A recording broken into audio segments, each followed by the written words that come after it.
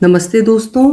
आज सुनिए हिंदी साहित्य के महान उपन्यासकार और कहानीकार मुंशी प्रेमचंद जी की कहानी त्रिया चरित्र। तो शुरू करते हैं कहानी। सेठ लगनदास जी के जीवन की बगिया फलहीन थी। कोई ऐसा मानवीय, आध्यात्मिक या चिकित्सात्मक प्रयत्न न था जो उन्होंने न किया हो। यूँ शादी में एक पत्नी व्रत के कायल थे, मगर जरूरत और आग्रह से विवश होकर एक दो नहीं 5 शादियां की। यहाँ तक कि उम्र के 40 साल गुजर गए और अंधेरे घर में उजाला न हुआ। बेचारे बहुत रंजीदा रहते। ये धन संपत्ति, ये ठाट बाट, ये वैभव और ये ऐश्वर्य क्या होंगे? मेरे बाद इनका क्या होगा? कौन इसको भोगेगा? यह ख्याल बहुत अफसोसनाक था। आखिर ये सलाह हुई कि किसी लड़के को गोद लेना चाहिए, मगर यह मसला पारिवारिक झगड़ों के कारण सालों तक स्थगित रहा। जब सेठ जी ने देखा कि बीबियों में अब तक बदस्तूर कशमकश हो रही है, तो उन्होंने नैतिक साहस से काम लिया और एक होनहार अनाथ लड़के को गोद ले लिया। उसका नाम रखा गया मगनदास। उसकी उम्र 5-6 साल से ज़्यादा न थी, भला का ज़हीन और तमीज़दार। मगर औरतें सब कुछ कर सकती हैं, दूसरे के बच्चे को अपना नहीं समझ सकती। और यहाँ तो 5 औरतों का साझा था। अगर एक उसे प्यार करती तो बाकी 4 औरतों का फ़र्ज था कि उससे नफरत करें। हाँ, सेठ जी उसके साथ बिल्कुल अपने लड़के की सी मोहब्बत करते थे। पढ़ाने को मास्टर रखे, सवारी के लिए घोड़े। रईसी ख्याल के आदमी थे, राग रंग का सामान भी मुहैया था। गाना सीखने का लड़के ने शौक किया तो उसका भी इंतजाम हो गया। गरज जब मगनदास जवानी पर पहुंचा तो रईसाना दिलचस्पियों में उसे कमाल हासिल था। उसका गाना सुनकर उस्ताद लोग कानों पर हाथ रखते। शहसवार ऐसा कि दौड़ते हुए घोड़े पर सवार हो जाता। डील डॉल शक्ल सूरत में उसका सा अलबेला जवान दिल्ली में कम होगा। शादी का मसला पेश हुआ। नागपुर के करोड़पति सेठ मक्खनलाल बहुत लहराए हुए थे। उनकी लड़की से शादी हो गई। धूमधाम का जिक्र किया जाए तो किस्सा वियोग की रात से भी लंबा हो जाए। मक्खनलाल का उसी शादी में दिवाला निकल गया। इस वक्त मगनदास से ज़्यादा ईर्ष्या के योग्य आदमी और कौन होगा? उसकी जिंदगी की बहार उमंगों पर भी और मुरादों के फूल पर अपनी शबनमी ताजगी में खिल खिल कर हुस्न और ताजगी का समा दिखा रहे थे। मगर तकदीर की देवी कुछ और ही सामान कर रही थीं। वो सैर सपाटे के इरादे से जापान गया हुआ था कि दिल्ली से खबर आई कि ईश्वर ने तुम्हें एक भाई दिया है। मुझे इतनी खुशी है कि ज़्यादा अरसे तक जिंदा न रह सकूं। तुम बहुत जल्द लौट आओ। मगनदास के हाथ से तार का कागज छूट गया और सर में ऐसा चक्कर आया कि जैसे किसी ने ऊंचाई से नीचे गिरा दिया हो। मगनदास का किताबी ज्ञान बहुत कम था, मगर स्वभाव की सज्जनता से वो खाली हाथ न था। हाथों की उदारता ने, जो समृद्धि का वरदान है, हृदय को भी उदार बना दिया था। उसे घटनाओं की इस काया पलट से दुख तो जरूर हुआ, आखिर इंसानी था, मगर उसने धीरज से काम लिया और एक आशा और भय की मिली जुली हालत में देश को रवाना हुआ। रात का वक्त था। जब अपने दरवाजे पर पहुंचा तो नाच गाने की महफिल सजी देखी। उसके कदम आगे न बढ़ सके। वो लौट पड़ा और एक दुकान के चबूतरे पर बैठकर सोचने लगा कि अब क्या करना चाहिए। इतना तो उसे यकीन था कि सेठ जी उसके साथ भी भलमनसी और मोहब्बत से पेश आएंगे, बल्कि शायद अब और भी कृपा करने लगें। सेठानियाँ भी अब उसके साथ गैरों का सा बर्ताव न करेंगी। मुमकिन है मजली बहू, जो इस बच्चे की खुशनसीब माँ थी, उससे दूर दूर रहें, मगर बाकी चारों सेठानियों की तरफ से सेवा सत्कार में कोई शक नहीं था। उनकी डहा से वो फ़ायदा उठा सकता था। उसके स्वाभिमान ने यह गवारा न किया कि जिस घर में मालिक की हैसियत से रहता था, उसी घर में अब एक आश्रित की हैसियत से ज़िंदगी बसर करे। उसने फैसला कर लिया कि यहाँ अब रहना ना तो मुनासिब है, ना मसलहत।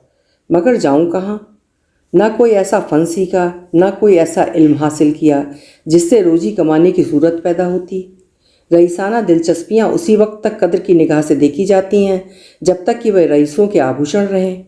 जीविका बनकर वे सम्मान के पद से गिर जाती हैं। अपनी रोज़ी हासिल करना तो उसके लिए कोई ऐसा मुश्किल काम न था। किसी सेठ साहूकार के यहाँ मुनीम बन सकता था, किसी कारखाने की तरफ से एजेंट हो सकता था, मगर उसके कंधे पर एक भारी जुआ रखा हुआ था। उसे क्या करे? एक बड़े सेठ की लड़की जिसने लाड़ प्यार से परवरिश पाई, उससे ये कंगाली की तकलीफ़ें क्यों कर झेली जाएंगी? क्या मक्खनलाल की लाडली बेटी एक ऐसे आदमी के साथ रहना पसंद करेगी जिसे रात की रोटी का भी ठिकाना नहीं? मगर इस फिक्र में अपनी जान क्यों खपाऊं? मैंने अपनी मर्जी से शादी नहीं की। मैं बराबर इनकार करता रहा। सेठ जी ने ज़बरदस्ती मेरे पैरों में बेड़ी डाली है। अब वही इसके जिम्मेदार हैं, मुझसे कोई वास्ता नहीं। लेकिन जब उसने दोबारा ठंडे दिल से इस मसले पर गौर किया तो बचाव की कोई सूरत नजर न आई। आखिरकार उसने ये फैसला किया कि पहले नागपुर चलूं, जरा उन महारानी के तौर तरीकों को देखूं, बाहर ही बाहर उनके स्वभाव की मिजाज की जांच करूं। उस वक्त तय करूंगा कि मुझे क्या करके करना चाहिए।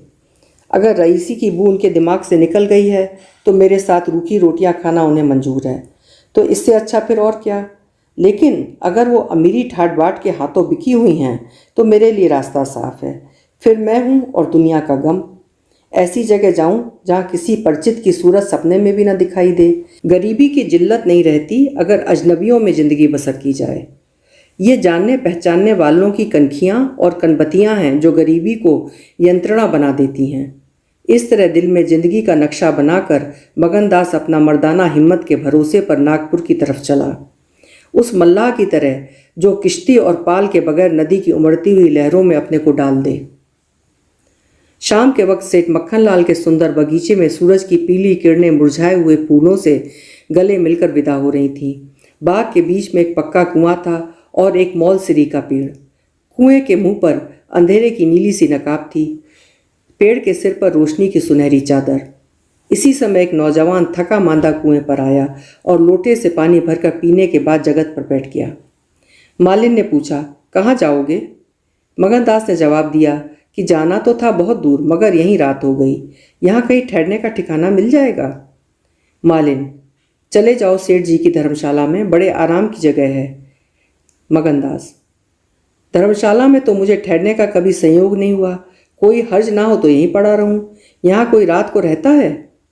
मालिन, भाई, मैं यहाँ ठहरने को ना कहूँगी। ये बाई जी की बैठक है और झरोके में बैठकर उन्हें सब दूर तक दिखाई देता है।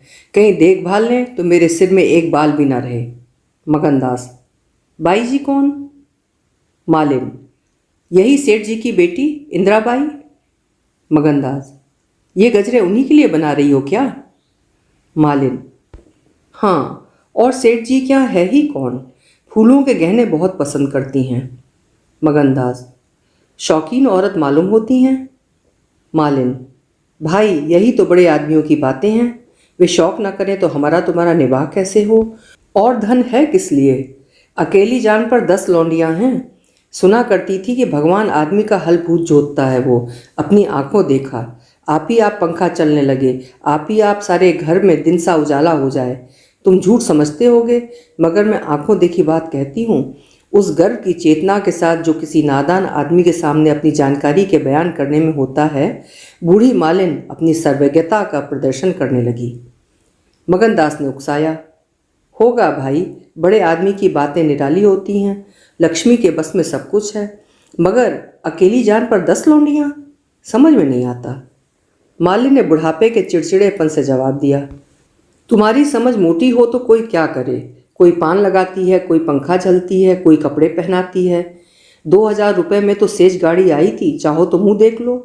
उस पर हवा खाने जाती हैं। एक बंगालिन गाना बजाना सिखाती है, मेम पढ़ाने आती है, शास्त्री जी संस्कृत पढ़ाते हैं। कागज पर ऐसी मूरत बनाती है कि अब बोली और अब बोली। दिल की रानी है, बेचारी के भाग फूट गए हैं। दिल्ली के सेठ लगनदास के गोद लिए हुए लड़के से ब्याह हुआ था, मगर राम जी की लीला, 70 बरस के मुर्दे को लड़का दिया, कौन पतियाएगा? जब से ये सुनावनी आई है तब से वो बहुत उदास रहती हैं। एक दिन रोती थी, मेरे सामने की बात है। बाप ने देख लिया, समझाने लगे, लड़की को बहुत चाहते हैं। सुनती हूँ दामाद को यहीं बुलाकर रखेंगे। नारायण करे मेरी रानी दूधो नहाए पूतो फले। माली मर गया था, उन्होंने आड़ ना ली होती तो घर भर के टुकड़े मांगती। मगनदास ने एक ठंडी सांस ली। बेहतर है अब यहाँ से अपनी इज्जत आबरू लिए हुए चल दो। मेरा यहाँ निबाह ना होगा। इंदिरा रईस जादी है, तुम इस काबिल नहीं हो कि उसके शौहर बन सको। मालिन से बोला, तो धर्मशाला में जाता हूँ, जाने वहाँ खाट वाट मिल जाती है कि नहीं, मगर रात ही तो काटनी है, किसी तरह कट ही जाएगी। रईसों के लिए मखमली गद्दे चाहिए, हम मजदूरों के लिए पुआल ही बहुत है। यह कहकर उसने लुटिया उठाई, डंडा संभाला और दर्द भरे दिल से एक तरफ चल दिया। उस वक्त इंदिरा अपने झरोखे पर बैठी हुई इन दोनों की बातें सुन रही थी। कैसा संयोग है कि स्त्री को स्वर्ग की सब सिद्धियां प्राप्त हैं और उसका पति आवारों की तरह मारा मारा फिर रहा है, उसे रात काटने का ठिकाना नहीं। मगनदास निराश विचारों में डूबा हुआ शहर से बाहर निकल आया और एक सराय में ठहरा जो सिर्फ इसलिए मशहूर थी कि वहाँ शराब की एक दुकान थी। यहाँ आसपास से मजदूर लोग आ आकर अपने दुख को भुलाया करते थे। जो भूले भटके मुसाफिर यहाँ ठहरते उन्हें होशियारी और चौकसी का व्यवहारिक पाठ मिल जाता था। मगनदास थका मांदा था ही एक पेड़ के नीचे चादर बिछाकर सो रहा। जब सुबह को नींद खुली तो उसे किसी पीर औलिया के ज्ञान की सजीव दीक्षा का चमत्कार दिखाई पड़ा, जिसकी पहली मंजिल वैराग्य है। उसकी छोटी सी पोटली जिसमें 2-1 कपड़े और थोड़ा सा रास्ते का खाना और लुटिया डोर बंधी थी गायब हो गई। उन कपड़ों को छोड़कर जो उसके बदन पर थे अब उसके पास कुछ भी न था, और भूख जो कंगाली में और भी तेज हो जाती है उसे बेचैन कर रही थी। मगर वो दृढ़ स्वभाव का आदमी था। उसने किस्मत का रोना न रोया और किसी तरह गुजर करने की तदबीरें सोचने लगा। लिखने और गणित में उसे अच्छा अभ्यास था, मगर इस हैसियत में उससे फ़ायदा उठाना असंभव था। उसने संगीत का बहुत अभ्यास किया था। किसी रसिक रईस के दरबार में उसकी कद्र हो सकती थी, मगर उसके पुरुषोचित अभिमान ने इस पेशे को अख्तियार करने की इजाज़त न दी। हाँ, वो आला दर्जे का घुड़सवार था और ये फ़न मज़े से पूरी शान के साथ उसकी रोजी का साधन बन सकता था। ये पक्का इरादा करके उसने हिम्मत से कदम आगे बढ़ाए। ऊपर से देखने पर यह बात यकीन के काबिल नहीं मालूम होती, मगर वो अपना बोझ हल्का हो जाने से इस वक्त बहुत उदास नहीं था। मर्दाना हिम्मत का आदमी ऐसी मुसीबतों को उसी निगाह से देखता है जिसमें एक होशियार विद्यार्थी परीक्षा के प्रश्नों को देखता है। उसे अपनी हिम्मत आजमाने का, एक मुश्किल से जूझने का मौका मिल जाता है। उसकी हिम्मत अनजाने ही मजबूत हो जाती है। अक्सर ऐसे मार्के मर्दाना हौसले के लिए प्रेरणा का काम देते हैं। मगनदास इस जोश से कदम बढ़ाता चला जाता था कि जैसे कामयाबी की मंजिल सामने नजर आ रही है, मगर शायद वहाँ के घोड़ों ने शरारत और बिगड़ैलपन से तौबा कर ली थी, या वे स्वाभाविक रूप से बहुत मज़े में धीमे धीमे चलने वाले थे। वो जिस गांव में जाता निराशा को उकसाने वाला जवाब पाता। आखिरकार शाम के वक्त जब सूरज अपनी आखिरी मंजिल पर आ पहुंचा था, उसकी कठिन मंजिल तमाम हुई। नागर घाट के ठाकुर अटल सिंह ने उसकी चिंता को समाप्त किया। यह एक बड़ा गांव था। पक्के मकान थे, मगर उनमें प्रेतात्माएं आबाद थीं। कई साल पहले प्लेग ने आबादी के बड़े हिस्से को इस क्षणभंगुर संसार से उठाकर स्वर्ग में पहुंचा दिया था। इस वक्त प्लेग के बचे खुचे वे लोग गांव के नौजवान और शौकीन जमींदार साहब और हल्के के कारगुजार और रौबीले थानेदार साहब थे। उनकी मिलीजुली कोशिशों से गांव में सत्युग का राज था। धन दौलत को लोग जान का अजाब समझते थे, उसे गुनाह की तरह छुपाते थे। घर घर में रुपया रहते हुए लोग कर्ज ले लेकर खाते और फटे हालों की तरह रहते थे। इसी में निबाह था। काजल की कोठरी थी, सफ़ेद कपड़े पहनना, उन पर धब्बा लगाना था। हुकूमत और ज़बरदस्ती का बाजार गर्म था। अहीरों के यहाँ आंजन के लिए भी दूध न था। थाने में दूध की नदी बहती थी। मवेशी खाने के मुहर्रिर दूध की कुल्लियाँ करते थे। इसी अंधेर नगरी को मगनदास ने अपना घर बनाया। ठाकुर साहब ने असाधारण उदारता से काम लेकर उसे रहने के लिए एक मकान भी दे दिया, जो केवल बहुत व्यापक अर्थों में मकान कहा जा सकता था। इसी झोपड़ी में वो 1 हफ्ते से जिंदगी के दिन काट रहा है। उसका चेहरा जर्द है और कपड़े मैले हो रहे हैं, मगर ऐसा मालूम होता है कि उसे अब इन बातों की अनुभूति ही नहीं रही। जिंदा है, मगर जिंदगी रुखसत हो गई है। हिम्मत और हौसला मुश्किल को आसान कर सकते हैं, आंधी और तूफान से बचा सकते हैं, मगर चेहरे को खिला सकना उनके सामर्थ्य से बाहर है। टूटी हुई नाव पर बैठकर मल्हार गाना हिम्मत का काम नहीं, हिमाकत का काम है। एक रोज़ शाम के वक्त वो अंधेरे में खाट पर पड़ा हुआ था। एक औरत उसके दरवाजे पर आकर भीख मांगने लगी। मगनदास को आवाज़ परिचित जान पड़ी। बाहर आकर देखा तो वही चंपा मालिन थी, कपड़े तार तार, मुसीबत की रोती हुई तस्वीर। बोला, मालिन, तुम्हारी ये क्या हालत है? मुझे पहचानती हो? मालिन ने चौंक कर देखा और पहचान गई। रोकर बोली, बेटा अब बताओ मेरा कहाँ ठिकाना लगे? तुमने मेरा बना बनाया घर उजाड़ दिया। ना उस दिन तुमसे बातें करती, ना मुझे ये विपत पड़ती। बाई ने तुम्हें बैठे देख लिया, बातें भी सुनी। सुबह होते ही मुझे बुलाया और बरस पड़ी। नाक कटवा लूँगी, मुंह में कालिक लगवा दूंगी। चुड़ैल कुटनी, तू मेरी बात किसी गैर आदमी से क्यों चलाए? तू दूसरों से मेरी चर्चा क्यों करे है? वो क्या तेरा दामाद था जो तू उससे मेरा दुखड़ा रोती थी? जो कुछ मुंह में आया बकती रही। मुझसे भी ना सहा गया। रानी रूठेंगी, अपना सुहाग लेंगी। बोली, बाई जी मुझसे कसूर हुआ, लीजिए अब जाती हूँ। छींकते नाक कटती है तो मेरा निभाह यहाँ ना होगा। ईश्वर ने मुँह दिया है तो आहार भी देगा। 4 घर से मांगूंगी तो पेट को हो जाएगा। उस छोकरी ने मुझे खड़े खड़े निकलवा दिया। बताओ, मैंने तुमसे उसकी कौन सी शिकायत की थी, उसकी क्या चर्चा की थी? मैं तो उसका बखान कर रही थी। मगर बड़े आदमियों का गुस्सा भी बड़ा होता है। अब बताओ मैं किसकी होकर रहूं? 8 दिन इसी तरह टुकड़े मांगते हो गए हैं। एक भतीजी उन्हीं के यहाँ लौंडियों में नौकर थी, उसी दिन उसे भी निकाल दिया। तुम्हारी बदौलत जो कभी ना किया था वो करना पड़ा। तुम्हें कहाँ का दोष लगाऊं? किस्मत में जो कुछ लिखा था देखना पड़ा। मगनदास सन्नाटे में आ गया। आह, मिजाज का ये हाल है, ये घमंड, ये शान। मालिन को इत्मीनान दिलाया। उसके पास अगर दौलत होती तो उसे माला माल कर देता। सेठ मक्खनलाल की बेटी को भी मालूम हो जाता कि रोजी की कुंजी उसी के हाथ में नहीं है। बोला, तुम फिक्र ना करो, मेरे घर में आराम से रहो। अकेले मेरा जी भी नहीं लगता। सच कहो तो मुझे तुम्हारी तरह एक औरत की तलाश थी। अच्छा हुआ तुम आ गई। मालिन ने आंचल फैलाकर असीम आशीर्वाद दिया। बेटा, तुम जुग जुग जियो, बड़ी उम्र हो। यहाँ कोई घर मिले तो मुझे दिलवा दो। मैं यहाँ रहूंगी तो मेरी भतीजी कहाँ जाएगी? वो बेचारी शहर में किसके आश्रय रहेगी? मगनलाल के खून में जोश आया। उसके स्वाभिमान को चोट लगी। उन पर यह आफत मेरी लाई हुई है। उनकी इस आवारा गर्दी का जिम्मेदार मैं हूँ।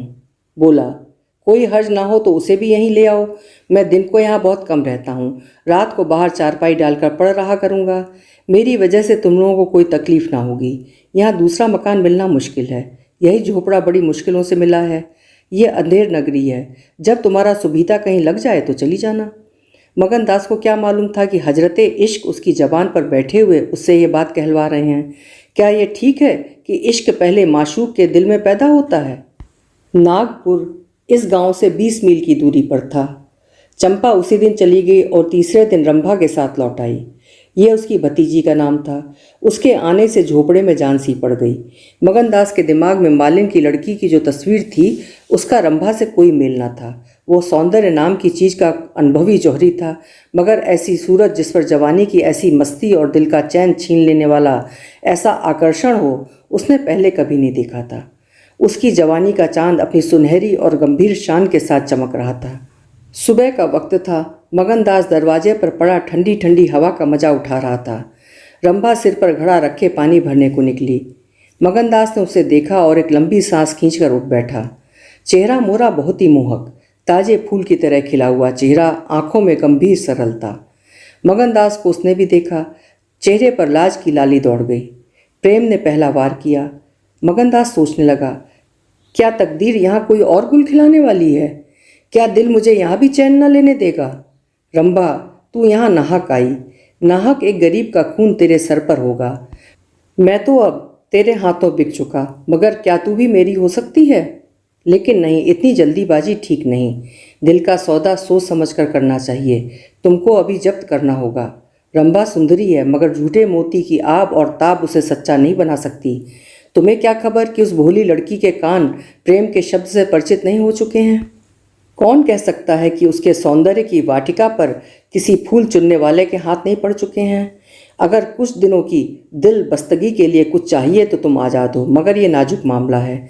जरा संभल के कदम रखना। पेशेवर जातों में दिखाई पड़ने वाला सौंदर्य अक्सर नैतिक बंधनों से मुक्त होता है। 3 महीने गुजर गए। मगनदास रंभा को ज्यों ज्यों बारीक से बारीक निगाहों से देखता, त्यों त्यों उस पर प्रेम का रंग गाढ़ा होता जाता था।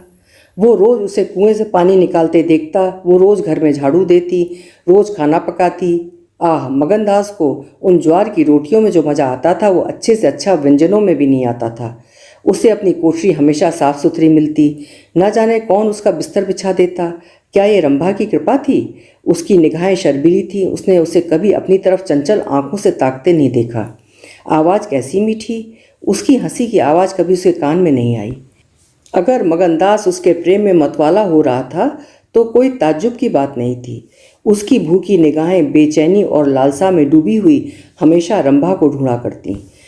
वो जब किसी गांव को जाता तो मीलों तक उसके जिद्दी और बेताब आंखें मुड़ मुड़ कर झोपड़े के दरवाजे की तरफ आती। उसकी ख्याति आसपास फैल गई थी, मगर उसके स्वभाव की सरलता और उदार हृदयता से अक्सर लोग अनुचित लाभ उठाते थे। इंसाफ पसंद लोग तो स्वागत सत्कार से काम निकाल लेते, और जो लोग ज़्यादा समझदार थे वे लगातार तकाजों का इंतजार करते। चूंकि मगनदास इस फन को बिल्कुल नहीं जानता था, बावजूद दिन रात की दौड़ धूप के गरीबी से उसका गला न छूटता। जब वो रंबा को चक्की पीसते हुए देखता तो गेहूं के साथ उसका दिल भी पिस जाता था। वो कुएं से पानी निकालती तो उसका कलेजा निकल आता। जब वो पड़ोस की औरतों के कपड़े सीती तो कपड़ों के साथ मगनदास का दिल छिद जाता, मगर कुछ बस था न काबू। मगनदास की हृदयभेदी दृष्टि को इसमें तो कोई संदेह नहीं था कि उसके प्रेम का आकर्षण बिल्कुल बेअसर नहीं है, वरना रंबा की उन वफा से भरी हुई खातिरदारियों की तुक वो कैसे बिठाता। वफा ही वो जादू है, रूप के गर्व का सिर नीचा कर सकता है, मगर प्रेमिका के दिल में बैठने का मादा उसमें बहुत कम था। कोई दूसरा मनचला प्रेमी अब तक अपने वशीकरण में कामयाब हो चुका होता, लेकिन मगनदास ने दिल आशिक का पाया था और जबान माशूक की। एक रोज़ शाम के वक्त चंपा किसी काम से बाजार गई हुई थी और मगनदास हमेशा की तरह चारपाई पर पड़ा सपने देख रहा था। रंबा अद्भुत छटा के साथ आकर उसके सामने खड़ी हो गई। उसका भोला चेहरा कमल की तरह खिला हुआ था और आंखों से सहानुभूति का भाव झलक रहा था। मगनदास ने उसकी तरफ पहले आश्चर्य और फिर प्रेम की निगाहों से देखा और दिल पर जोर डालकर बोला, आओ रंभा, तुम्हें देखने को बहुत दिन से आंखें तरस रही थीं। रंभा ने भोलेपन से कहा, मैं यहाँ ना आती तो तुम मुझसे कभी ना बोलते। मगनदास का हौसला बढ़ा, बोला, बिना मर्जी पाए तो कुत्ता भी नहीं आता। रंभा मुस्कुराई, कली खिल गई, मैं तो आप ही चली आई। मगनदास का कलेजा उछल पड़ा। उसने हिम्मत कर रंभा का हाथ पकड़ लिया और भावावेश से कांपती हुई आवाज़ में बोला, नहीं रंभा, ऐसा नहीं है, ये मेरी महीनों की तपस्या का फल है। मगनदास ने बेताब होकर उसे गले से लगा लिया। जब वो चलने लगी तो अपने प्रेमी की ओर प्रेम भरी दृष्टि से देखकर बोली, अब यह प्रीत हमको निभानी होगी। पौ फटने के वक्त जब सूर्य देवता के आगमन की तैयारियां हो रही थीं, मगनदास की आंखें खुलीं। रंभा आटा पीस रही थी। उस शांतिपूर्ण सन्नाटे में चक्की की घुमर घुमर बहुत सुहानी मालूम होती थी और वो उसके सुर से सुर मिलाकर अपने प्यारे ढंग से गा रही थी। झुलनिया मोरी पानी में गिरी, मैं जानू पिया, मोको मनी है उल्टी मनावन, मोको पड़ी झुलनिया मोरी पानी में गिरी। साल भर गुजर गया। मगनदास की मोहब्बत और रंभा के सलीके ने मिलकर उस वीरान झोपड़ी को कुंज बाग बना दिया। अब वहाँ गायें थीं, फूलों की क्यारियाँ थीं और कई देहाती ढंग के मोढ़े थे। सुख सुविधा की अनेक चीज़ें दिखाई पड़ती थीं। एक रोज़ सुबह के वक्त मगनदास कहीं जाने के लिए तैयार हो रहा था कि एक संभ्रांत व्यक्ति अंग्रेजी पोशाक पहने उसे ढूंढता हुआ आ पहुंचा और उसे देखते ही दौड़कर गले से लिपट गया। मगनदास और वो दोनों एक साथ पढ़ा करते थे। अब वो वकील हो गया था। मगनदास ने भी अब पहचाना और कुछ झेपता और कुछ झिझकता उससे गले लिपट गया। बड़ी देर तक दोनों दोस्त बात करते रहे। बातें क्या थीं, घटनाओं और संयोगों की एक लंबी कहानी थी। कई महीने हुए सेठ लगन का छोटा बच्चा चेचक की नज़र हो गया। सेठ जी ने दुख के मारे आत्महत्या कर ली और अब मगनदास सारी जायदाद, कोठी, इलाके और मकानों का एक छत्र स्वामी था। सेठानियों में आपसी झगड़े हो रहे थे। कर्मचारियों ने गबन को अपना ढंग बना रखा था। बड़ी सेठानी उसे बुलाने के लिए खुद आने को तैयार थी, मगर वकील साहब ने उन्हें रोका था। तब मगनदास ने मुस्करा कर पूछा, तुम्हें क्यों कर मालूम हुआ कि मैं यहाँ हूँ? तो वकील साहब ने फरमाया, महीने भर से तुम्हारी टोह में हूँ। सेठ मक्खनलाल ने अता पता बतलाया। तुम दिल्ली पहुँचे और मैंने अपना महीने भर का बिल पेश किया। रंभा अधीर हो रही थी कि ये कौन है और इनमें क्या बातें हो रही हैं। 10 बजते बजते वकील साहब मगनदास से 1 हफ्ते के अंदर आने का वादा लेकर विदा हुए। उसी वक्त रंभा आ पहुंची और पूछने लगी, ये कौन थे? इनका तुम पर क्या काम था? मगनदास ने जवाब दिया, यमराज का दूत। रंभा, क्या असगुन बकते हो? मगन, नहीं नहीं रंभा, ये असगुन नहीं है, ये सचमुच मेरी मौत का दूत था। मेरी खुशियों के बाग को रौंदने वाला, मेरी हरी भरी खेती को उजाड़ने वाला। रंभा, मैंने तुम्हारे साथ दगा की है। मैंने तुम्हें अपने फरेब के जाल में फंसाया है। मुझे माफ़ करो। मोहब्बत ने मुझसे ये सब करवाया। मैं मगन सिंह ठाकुर नहीं हूँ। मैं सेठ लगनदास का बेटा और सेठ मक्खनलाल का दामाद हूँ। मगनदास को डर था कि रंभा ये सुनते ही चौंक पड़ेगी और शायद उसे जालिम दगाबाज कहने लगे, मगर उसका ख्याल गलत निकला। रंभा ने आंखों में आंसू भरकर सिर्फ इतना कहा, तो क्या तुम मुझे छोड़कर चले जाओगे? मगनदास ने उसे गले लगाकर कहा, हाँ। रंभा, क्यों? मगन, इसलिए कि इंदिरा बहुत होशियार, सुंदर और धनी है। रंभा, मैं तुम्हें न छोड़ूंगी। कभी इंदिरा की लौंडी थी, अब उसकी सौत बनूंगी। तुम जितनी मेरी मोहब्बत करोगे उतनी इंदिरा की तो न करोगे, क्यों? मगनदास इस भोलेपन पर मतवाला हो गया, मुस्कुरा कर बोला, अब इंदिरा तुम्हारी लौंडी बनेगी, मगर सुनता हूँ वो बहुत सुंदर है, कहीं मैं उसकी सूरत पर लुभा ना जाऊँ। मर्दों का हाल तो तुम नहीं जानती, मुझे अपने से ही डर लगता है। रंभा ने विश्वास भरी आंखों से देखकर कहा, क्या तुम भी ऐसा करोगे? जो जी में आए करना, मैं तुम्हें न छोड़ूंगी। इंदिरा रानी बने, मैं लौंडी होंगी, क्या इतने पर भी तुम मुझे छोड़ दोगे? मगनदास की आंखें डबडबा गईं। बोला, प्यारी, मैंने फैसला कर लिया है कि दिल्ली न जाऊंगा। यह तो मैं कह ही नहीं पाया कि सेठ जी का सर्वास हो गया है। बच्चा उनसे पहले ही चल बसा था। अफसोस सेठ जी के आखिरी दर्शन भी न कर सका। अपना बाप भी इतनी मोहब्बत नहीं कर सकता था। उन्होंने मुझे अपना वारिस बनाया है। वकील साहब कहते थे कि सेठानियों में अनबन है, नौकर चाकर लूटमार मचा रहे हैं। वहाँ का ये हाल है और मेरा दिल वहाँ जाने पर राजी नहीं होता। दिल तो यहाँ है, वहाँ कौन जाए? रंभा जरा देर सोचती रही, फिर बोली, तो मैं तुम्हें छोड़ दूंगी। इतने दिन तुम्हारे साथ रही, जिंदगी का सुख लूटा, अब जब तक जीऊंगी इस सुख का ध्यान करती रहूंगी। मगर तुम मुझे भूल तो न जाओगे? साल में एक बार देख लिया करना इसी झोपड़े में आकर। मगनदास ने बहुत रोका, मगर आंसू ना रुक सके। बोले, रंभा ऐसी बात ना करो, कलेजा बैठा जाता है। मैं तुम्हें छोड़कर नहीं जा सकता, इसलिए नहीं कि तुम्हारे ऊपर कोई एहसान है, तुम्हारी खातिर नहीं, अपनी खातिर। वो शांति, वो प्रेम, वो आनंद जो मुझे यहाँ मिलता है और कहीं नहीं मिल सकता। खुशी के साथ ज़िंदगी बसर हो, यही मनुष्य के जीवन का लक्ष्य है। मुझे ईश्वर ने ये खुशी यहाँ दे रखी है, तो मैं उसे क्यों छोड़ूं? धन दौलत को मेरा सलाम है, मुझे उसकी हवस नहीं है। रंभा फिर गंभीर स्वर में बोली, मैं तुम्हारे पाँव की बेड़ी नहीं बनूंगी। चाहे तुम अभी मुझे न छोड़ो, लेकिन थोड़े दिनों बाद तुम्हारी ये मोहब्बत न रहेगी। मगनदास को कोड़ा लगा, जोश में बोला, तुम्हारे सिवा इस दिल में अब कोई और जगह नहीं पा सकता। रात ज़्यादा हो गई थी, अष्टमी का चांद सोने जा चुका था। दोपहर के कमल की तरह साफ आसमान में सितारे खिले हुए थे। किसी खेत के रखवाले की बांसुरी की आवाज़, जिसे दूरी ने तासीर, सन्नाटे ने सुरीलापन और अंधेरे ने आत्मिकता का आकर्षण दे दिया था, कानों में आ जा रही थी कि जैसे कोई पवित्र आत्मा नदी के किनारे बैठी हुई पानी की लहरों से या दूसरे किनारे के खामोश और अपनी तरफ खींचने वाले पेड़ों से अपनी जिंदगी की गम की कहानी सुना रही है। मगनदास सो गया, मगर रंभा की आंखों में नींद ना आई। सुबह हुई तो मगनदास उठा और रंभा को पुकारने लगा, मगर रंभा रात ही को अपनी चाची के साथ वहाँ से कहीं चली गई थी। मगनदास को उस मकान के दरो दीवार पर एक मनहूसियत सी छाई हुई मालूम हुई, जैसे घर की जान निकल गई हो।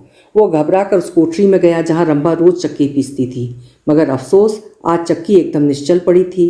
फिर वो कुएं की तरफ दौड़ा गया, लेकिन ऐसा मालूम हुआ कि कुएं ने उसे निकल जाने के लिए अपना मुंह खोल दिया है। तब वो बच्चों की तरह चीख उठा। वो रोता हुआ फिर उसी झोपड़ी में आया जहाँ कल रात तक प्रेम का वास था, मगर उस वक्त वो शोक का घर बनी हुई थी।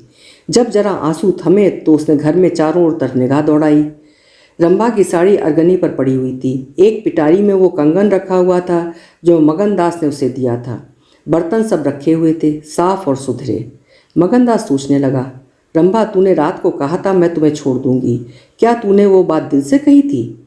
मैंने समझा था तू दिल लगी कर रही है, नहीं तो तुझे कलीजे में छिपा लेता। मैं तो तेरे लिए सब कुछ छोड़े बैठा था, तेरा प्रेम मेरे लिए सब कुछ था। मैं यूँ बेचैन हूँ, क्या तू बेचैन नहीं है? हाय, तू रो रही है, मुझे यकीन है कि तू अब भी लौट आएगी। फिर सजीव कल्पनाओं का एक जमघट उसके सामने आया। वे नाजुक अदाएं, वे मतवाली आँखें, वे भोली भाली बातें, वे अपने को भूली हुई सी मेहरबानियाँ, वो जीवनदायी मुस्कान, वो आशिकों जैसी दिलजोइयाँ, वो प्रेम का नशा, वो हमेशा खिला रहने वाला चेहरा, वो लचक लचक कर कुएं से पानी लाना, वो इंतजार की सूरत, वो मस्ती से भरी हुई बेचैनी, ये सब तस्वीरें उसकी निगाहों के सामने हम रत्नाक बेताबी के साथ फिरने लगीं। मगनदास ने एक ठंडी सांस ली और आंसुओं और दर्द की उमड़ती हुई नदी को मर्दाना जब्त से रोककर उठ खड़ा हुआ। नागपुर जाने का पक्का फैसला हो गया। तकिए के नीचे से संदूक की कुंजी उठाई तो कागज़ का एक टुकड़ा निकल आया। ये रंभा की विदा की चिट्ठी थी। प्यारे, मैं बहुत रो रही हूँ, मेरे पैर नहीं उठते, मगर मेरा जाना जरूरी है। तुम्हें जगाऊंगी तो तुम जाने न दोगे। कैसे जाऊं, अपने प्यारे पति को कैसे छोड़ूं?